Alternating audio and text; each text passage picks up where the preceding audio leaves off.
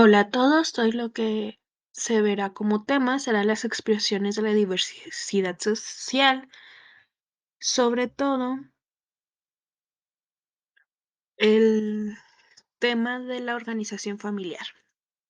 Bueno, las expresiones de la diversidad social. Esto tema lo vimos al comienzo de la unidad, haciendo referencia a la identidad de una persona de una sociedad. También explicamos que en la construcción de esa identidad están presentes los rasgos de singularidad y de autenticidad o, o aceptación de lo que se es. Se revisaron los indicadores sociodemográficos que identifican a la sociedad mexicana contemporánea como una sociedad de jóvenes, pero con tendencia al envejecimiento, con una composición semejante entre hombres y mujeres, con un reemplazo generacional comprometido porque el número de hijos por familia ha bajado tanto que está debajo de los límites aceptables para ello, con presencia de grupos culturales y étnicos en varias regiones del territorio, con miembros de diferentes asociaciones religiosas, y en fin, con otras características que hablan de la diversidad social que lo componen. Pero no se ha terminado aún, pues la diversidad se expresa tanto por la estructura dinámica de la población como por la manifestación que esa dinámica genera. Es el momento de estudiar cómo se expresa la diversidad de la población que habita en México y cómo la variedad es la fuente de enriquecimiento y desarrollo, porque la diversidad social es la expresión primaria de cultura construida por los grupos humanos a lo largo del tiempo. Los antropólogos representan las diferencias culturales de un individuo en forma de árbol, ordenada alrededor del sujeto en el que se influyen una serie de microculturas, tales como la región, la edad, el género, la etnia, la religión y sus pertenencias, a otros grupos como la familia y la escuela. Así que comencemos por revisar una de esas microculturas que constituyen al ser mexicano.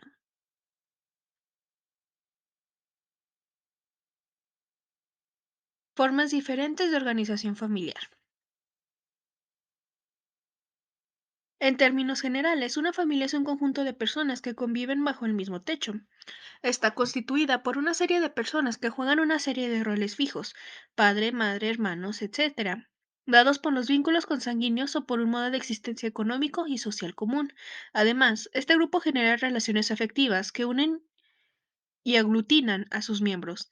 Según el Consejo Nacional de Población, la familia es la unidad o núcleo primario de la sociedad, compuesto por un grupo de individuos vinculados entre sí por lazos de parentesco que pueden ser consanguíneos, es decir, descendientes directos de un mismo progenitor, por afinidad, entre cónyuges y parientes del cónyuge, o civil, entre el hijo adoptivo y el padre o madre adoptante. Incluye a una o más generaciones sucesivas. La génesis de la familia es la unión formal o informal de una pareja. En algunas comunidades, la unión se realiza sin mediar negociación o ceremonia alguna, mientras que en otras, el matrimonio es convenido por los padres y se efectúa con una importante ceremonia, la cual, por lo general, está precedida por actos en los que interviene alguna autoridad tradicional o exprofesante, un casamentero reconocido por la comunidad. Es común que se celebre con algún rito de formalización, como el matrimonio civil y o religioso. El concepto de familia es relevante para entender a una sociedad, ya que es en este grupo en el que las personas adquieren sus primeros aprendizajes y experimentan sus primeros contactos con la sociedad.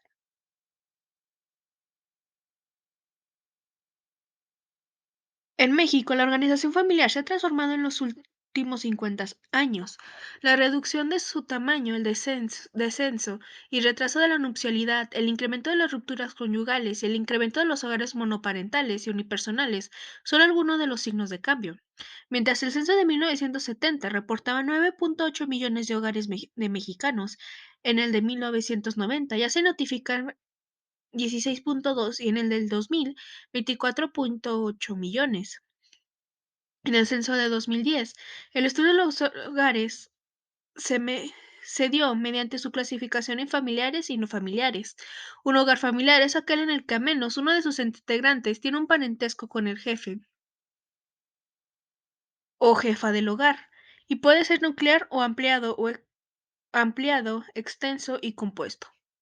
A los hogares nucleares los conforman una pareja y sus hijos, pero dentro de dicha categoría también están las familias monoparentales, la madre o el padre y los hijos y las parejas sin hijos. Los hogares ampliados o extensos se conforman cuando al hogar nuclear se suman hijos casados o personas en la línea de parentesco directo o colateral. Mientras que los hogares compuestos son hogares nucleares a los que se integran una o más personas emparentadas con el jefe. Un hogar no familiar se define como aquel en el que ninguno de los integrantes tiene un parentesco con el jefe o jefa del hogar. Puede ser puede ser hogar unipersonal y corresidente. Los hogares unipersonales están integrados por una sola persona y los corresidentes están por dos o más personas sin relación de parentesco. Los diferentes tipos de hogares dan cuenta de que el territorio mexicano existe hoy una mayor diversidad de familias de la que había hace medio siglo. En 1970, 80.7% de los hogares eran nucleares, mientras que para 2002, este tipo de hogares eran ya 70.8%. Por otro lado, en 1970, los hogares no nucleares representaban 19.3%, cifra que bajó a 19.0% en 2002. En esa misma fecha, los hogares nucleares extendidos se proyectaban al descenso, mientras que los monoparentales y los compuestos lo hicieron al aumento. Incluso la presencia de los hogares unicelulares aparecen desde entonces como una nueva expresión de la organización de las familias. Una transformación más en la estructura familiar se debe a la disminución de sus integrantes. En 1950, en promedio, las familias tenían 5.36 integrantes, cifra que disminuyó en 2002, llegando a 4.0. Incluso en las familias extensas, el número de integrantes disminuyó de 6.6 en 1989 a 5.4 en 2010, aunque los hogares nucleares siguen siendo la base de estructura familiar. A la sociedad mexicana, en 2010 se observa una clara tendencia al incremento de los no nucleares. Una transformación más en la estructura familiar mexicana fue el descenso en el número de hijos y de miembros por familia. Así, este es menor de las familias monoparentales que las nucleares. Asimismo, el número de miembros es menor en las familias monoparentales que las nucleares con hijos. Los factores que influyeron en ellos son varios. Desde 1970 se puso en marcha la planificación familiar y la figura de la mujer se replanteó. Este comenzó a proyectarse nuevos roles sociales, se hizo más constante la integración de las mujeres al mercado laboral y el sistema educativo. Además, comenzó a ser más usual prolongar el periodo de espera para encontrar una pareja estable y para tener el primer hijo. Este tipo de cambios no solo tienen una implicación en el carácter demográfico, también lo tiene al nivel cultural. En el México actual conviven personas que pueden decidir qué es lo que quieren hacer en la vida, con quién estar, cuántos hijos, con, con otras que mantienen prácticas tradicionales. La manera en que una persona controla y cuida su cuerpo se encuentra íntimamente relacionada con aquellos principios de libre decisión que defiende como propios, por ejemplo, el uso de métodos anticonceptivos como el condón, píldoras anticonceptivas, dispositivos intrauterinos, entre otros. También hay personas que se oponen al uso de estos métodos, pues los consideran contrarios a ciertos principios religiosos. Ese tipo de decisiones ponen en juego los elementos culturales de la persona y se reflejan en la organización familiar. Las prácticas sociales corresponden a un tiempo y a un escenario definido, es decir, se dan de acuerdo con el contexto en el que se dan. Así, algunas de las prácticas que pueden ser comunes hoy no es necesariamente lo serán en el futuro o lo fueron en el pasado. En ese tenor están también las transformaciones que las familias han experimentado en cuanto a los roles familiares. Lo que nos lleva a nuestro siguiente tema, la participación del hombre y la mujer en los roles familiares. Hace más de 50 años, los roles en las familias mexicanas eran muy definidos. El padre era el proveedor y la madre la que se encargaba de la casa y los hijos. Sin embargo, dicha práctica social también se ha modificado. Para su análisis, el Censo General de Población y Vivienda lo expresa mediante el liderazgo o jefatura del hogar. El censo registra el sexo de jefe de familia y clasifica la población en hogares dirigidos por hombres y mujeres. Del total de familias registradas en 2010, 75.5% estaban encabezadas por hombres y 24.5% por mujeres. La entidad federativa con mayor porcentaje de hogares de jefatura femenina es el Distrito Federal, con un poco menos de un tercio, mientras que el menor porcentaje es Nuevo León, con 19%.